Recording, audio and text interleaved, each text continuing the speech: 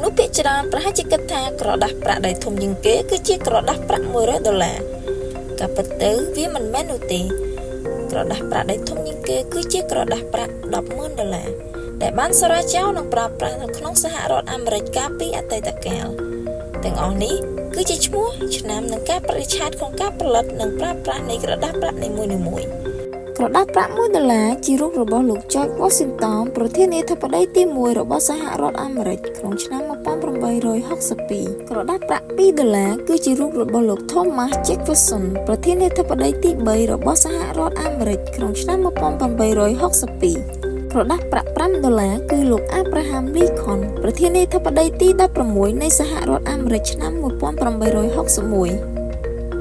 ក្រដាសប្រាក់$10គឺលោក Alexander Hamilton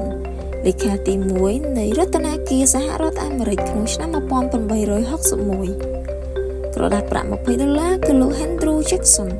ប្រធានាធិបតីទី1ក្នុងឆ្នាំ1861ក្រដាសប្រាក់$50គឺលោក Joseph Straight ប្រធានាធិបតីទី18ក្នុងឆ្នាំ1861ក្រដាសប្រាក់$100គឺលោក Benjamin Franklin គឺជាបិតាស្ថាបនិកនៃសហរដ្ឋអាមេរិកក្នុងឆ្នាំ1861ក្រដាសប្រាក់$500គឺលោក William McKinley ជាប្រធានាធិបតីទី25ក្នុងឆ្នាំ1869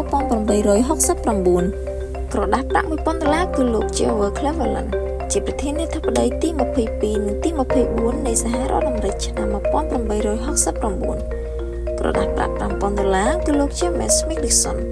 ប្រធានាធិបតីទី4របស់សហរដ្ឋអាមេរិកក្នុងឆ្នាំ1878ក្រដាសប្រាក់$1000គឺលោក Simon Peaches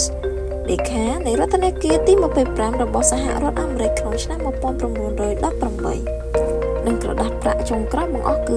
$10,000គឺជារូបរបស់លោក Woodrow Wilson ប្រធានាធិបតីទី28នៃសហរដ្ឋអាមេរិកក្នុងការបោះពុម្ពក្នុងឆ្នាំ1934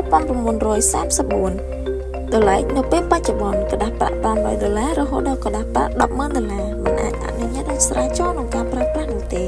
និងបញ្ឈប់ការបោះពុម្ពតាំងពីឆ្នាំ1949និងបន្តឲ្យឈប់ប្រើប្រាស់ក្នុងឆ្នាំ1969